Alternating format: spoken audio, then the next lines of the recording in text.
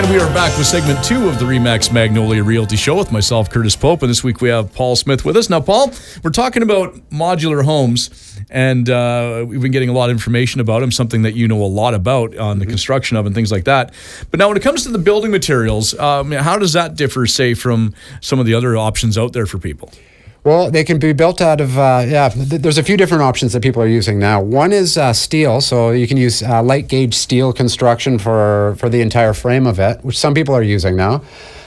We choose to build out of wood because that's what I'm familiar with building. It's a renewable resource. It is cheaper than building with light gauge steel right now too. So we're going with that for now. We haven't ruled building with light gauge steel in the future though. Definitely a possibility. Okay, now what about, now when it comes to environmental stuff and different regulations that are changing ever so often, when it comes to that kind of stuff and trying to get down to super efficiency and things like that. So are you finding that you're getting forced to use more recycled materials, or are you using more recyclable materials or using more environmentally sound things? Like, how is that affecting the market now? Yeah, it's... We're somewhat limited in the recycled materials we can use. Recycled wall insulation we can use. With our ceilings, we're using a somewhat environmentally friendly spray foam. So that's, and in terms of the environmental friendliness of that, it's the cost of heating and maintaining your home is part of the environmental consciousness part of it too. So we like to use spray foam for the ceiling and then for the joists, the joist cavities also, right? Which help them. Because as we move to having, what do they call them, net zero homes or whatever, like exactly. They want. I was wondering how that would affect something like a modular home as well. So they're probably going to be pushing that at you as well. Exactly. Yeah, the standards are being raised now. There's a new step code out, which to achieve that. One way to do that quite well is insulating the exterior of the home. So you have your plywood sheathing on the outside, and then there's this Roxol insulation that you can adhere to the outside of it, which basically wraps it in a nice warm blanket and drastically increases the energy efficiency. So that's how we're going to achieve some of those higher restrictions and requirements for energy efficiency. Yeah, because I know that's becoming a big thing with home building and things like that. So I thought they're probably going to be coming at modular homes and things like that as well. So it makes sense that they would do that. So material wise, it's just like building any house you would exactly build. Yeah. And then some differences with modular would be like the floor system, because it's being transported and lifted in the air with a crane. They're usually you wrap it with an extra joist around the outside, the floor system, to make it a little bit more rigid when you're transporting it and craning it. So, but makes other sense. than that, very similar. Yeah, it would be you'd want the base. You'd want the not foundation, but the base to be very solid. Absolutely. Yeah, you don't want that. You don't want a lot of twisting. No, you don't want it twisting or buckling or anything like that. It would not be something you'd want to see as they're loading your modular home into place. You're going, that's funny. It's a U shape. Yeah, exactly. And and along those lines too. So typically you'll have a few cracks in the drywall when you after craning it in place, but it's minimal. Yeah, I was wondering about that too. I'm like, because it's going to shift a little bit no matter what. Yeah, absolutely. Once you hook something up to a crane. To be expected. Yeah, that would just make sense. So yeah, all right, very cool. For sure. Yeah, and then I guess some other. The opportunities for using modular construction with these new zoning changes coming into BC, where they're basically getting rid of single-family zoning, and most lots will be could have two homes. Whether they're attached or detached, it depends what municipalities their rules they come up with. But so some of those opportunities would be like detached secondary suites, and backyard home offices, coach houses, garden cottages, to name a few.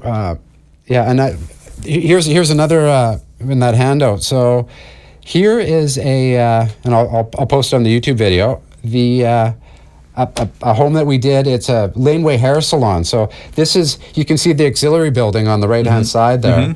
And that was as big as they'd allow us to build it. There's this huge lot, yet they only let us build this tiny little home there because you can see just above it there's requirement for 4 parking spots, and then it has to be a certain distance away from the home, which really limits what you can do in terms of building a secondary home. Now with these new changes though, it's municipalities can't get away with all these different requirements for parking and setbacks and everything else. So it'll be really interesting to see what we'll be able to do. come July now. It just makes sense that we have to do something. We have the housing shortage. We have the crisis going on. And how are we going to get more houses? I mean, so many houses now have legal and not legal basement suites, and that's not enough. So we got to do something else. And so what about if people, like I'm not sure, when we were buying our house, we looked at houses with basement suites. I'm like, do I want to be a landlord? I don't know. Maybe definitely not necessarily in my house, but if I had a laneway house or something like that, something smaller, not attached to my home, where I wouldn't worry about how loud my kids are when they're walking across the floor or the noise coming from the basement, I'd probably be a lot more open to something like that. Exactly, too. And you design the home so that the windows wouldn't be facing your bedroom window or something. Exactly. So, yeah, it would be just like having another neighbor. So, yeah, it gives you a lot more control of what of how they're impacting your life. So that's something that I think is really interesting. And again, like something like this, if you've got a chunk of property and you just add a modular home to your big backyard. I mean, my dad's, for example, got a place in Richmond. His yard is 200 feet by 80 feet. And he could add, depending on the zoning, he could put 3 of these things in his backyard. Most of his yard goes unbused, doesn't it? Yeah, absolutely. Yeah. Especially when he's like in his 80s, right? He's not out there throwing a football around with anybody.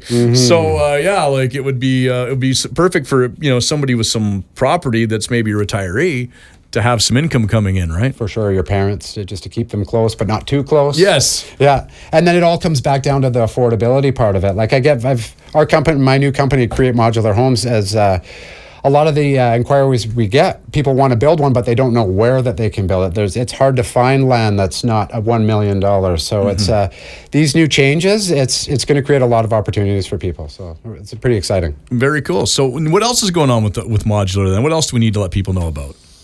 I guess once these changes come in, it's every municipality is different, but everyone's now open to modular construction. It's no different than building on site, and there's a lot of less red tape. Like, for example, someone wanted to build a modular home. Their husband is a builder, but they're not a licensed builder, so they haven't gone through all the red tape of homeowner protection office and all these courses and all the money and the insurance and everything else. They could pull a permit, build the foundation, we could build the home for them, drop it into place, and then that builder could finish it. And it's exempt from new home warranty, which has a lot of advantages. We can chat about that another time, but and there's less red tape, basically. Absolutely. Okay. Well, that's good to know. I mean, it's all about options, right? Knowing what your options are, and I think getting past the confusion that people have with, like we were talking about, with mobile homes, with tiny homes, and modular homes. I think it's just understanding what's best for you and what options are available is especially when it comes to pricing, is a huge part of it. Exactly. So you get people knowing that modular homes are well built. They drop them in on the pad. They're easy to go. You miss the red tape. I mean, that's got to be exciting for people. Yeah, there's a lot of reasons to do it. Yeah, absolutely. Absolutely. Well, we're getting a little short on time. We've still got a bit of time left, but we should probably talk a little bit about any open houses or things like that you have going on in the next little while, because if we don't do that, we're missing an opportunity.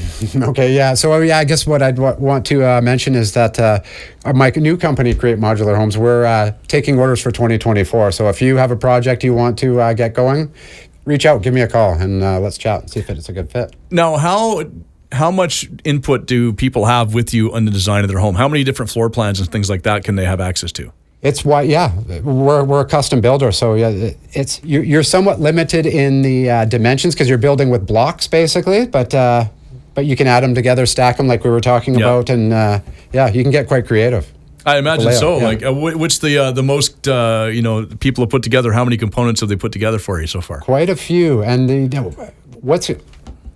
what I really like are the U-shaped ones. So like 3 or 4 modules, and then it's a U-shape, so you got a little private back deck, and you can cover that, and it works in a lot of different situations. That'd be cool. I'm going to be in the west wing, and you're going to be in the east wing. Yeah. Even if it's not that huge, but still you'd have different wings of your house. That would be kind of cool. Yeah, it is. Yeah, that's very, very cool. Okay. So if people want to get more information about modular homes and all the details, because there's a lot to unpack there, even though we've done, I think, a good job of it, where can they go? Where can they learn more about what you do? CreateModularHomes.com or to CreateModular.com. Okay. Perfect.